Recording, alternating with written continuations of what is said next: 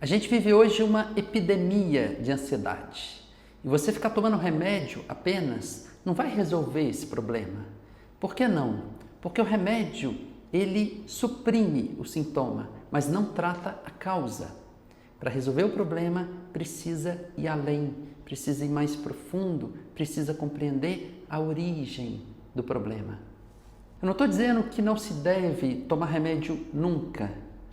O remédio, algumas vezes, ele funciona como um recurso. O que é um recurso? É algo que ajuda a gente a lidar com o que está acontecendo. E nesse caso, pode ser algo que nos ajuda a lidar com o que está acontecendo, por exemplo, com a ansiedade, e a gente pode ter recurso para poder olhar para o que está causando essa ansiedade. Não só olhar, mas olhar e conseguir modificar o que está causando. Então, um ponto essencial e fundamental quando a gente lida com emoções, como ansiedade, é a gente ter recurso para conseguir olhar para o que está acontecendo. E o remédio, algumas vezes, pode ser um recurso para a gente poder fazer isso. O ponto que a gente está destacando é que tomar remédio apenas não vai resolver o problema. Então, a gente pode tomar o remédio, usar esse recurso para olhar para o que está acontecendo e para o que causou o que está acontecendo. Tá? Então, pessoal, tem que ir além. Como? É uma boa pergunta. Então, bora. Vamos ver o que a gente pode fazer para lidar melhor com a ansiedade. Ansiedade, basicamente, é estar em algum lugar, qualquer lugar que não seja o presente. É uma mente que está o tempo todo no futuro. E essa ansiedade ela é fruto de um medo, de uma insegurança, que se manifesta como um medo em relação a esse futuro. Então aqui eu já quero destacar 2 pontos, talvez 3, e trazer caminhos bem práticos de como a gente pode lidar com a ansiedade. Primeiro é chave que a gente possa aprender a convidar essa mente para o presente.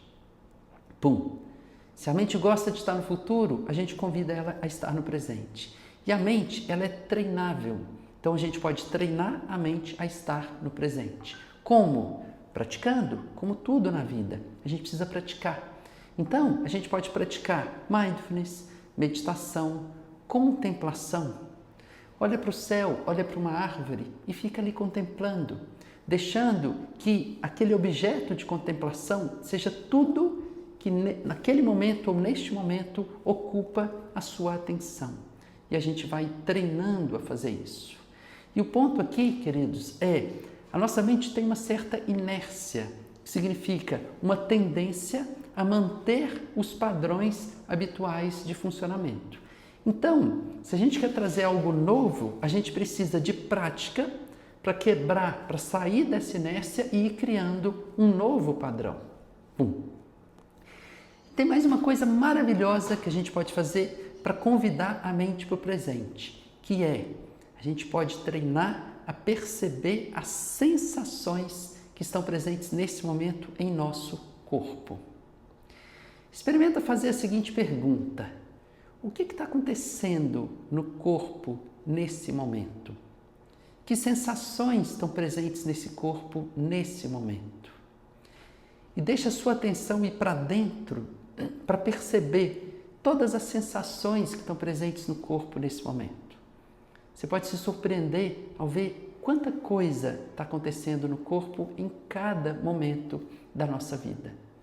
E dentro da experiência que eu tenho de anos estudando e trabalhando e tratando tantas pessoas nesse mundo emocional, o que eu percebo quando a gente aprende a olhar para as sensações do corpo, e não só olhar, mas sentir as sensações do corpo, a gente está criando uma base fundamental para a gente poder lidar com as emoções de uma forma mais saudável. Então isso é um ouro, ouro, ouro, a gente vai explorar isso em outros momentos, em outros vídeos. O segundo ponto que eu quero trazer aqui a gente precisa olhar e compreender o que está por trás da ansiedade. E muitas vezes o que a gente vai encontrar é medo e insegurança. E clinicamente eu vejo muitas coisas que acontecem que podem gerar esse medo e insegurança que, por sua vez, gera ansiedade. Então, é como se a gente fosse por camadas destrinchando e compreendendo o que está por trás disso. O que está por trás disso? Então, na clínica, eu já vi muita coisa acontecer. O que está por trás do medo e da insegurança? Por exemplo, muitas vezes tem uma ferida, tem uma história emocional. Por exemplo, um pai que ficou ausente durante a gestação de um bebê. A mãe se sentiu insegura e o bebê se sentiu inseguro a partir da insegurança da mãe. Ou um pai e uma mãe que brigavam muito na frente dos filhos, gerando neles a sensação de, opa, isso aqui é inseguro. Ou um pai que chegava bêbado em casa e batia nos filhos. Pessoal, são muitas e muitas histórias possíveis que vão construindo na pessoa, no bebê, na criança, um significado de, esse mundo não é um lugar seguro. Então, o que a gente quer fazer numa terapêutica? A gente quer encontrar um caminho e a gente sabe esse caminho em que a gente pode avaliar a carga emocional relacionada à história de cada pessoa.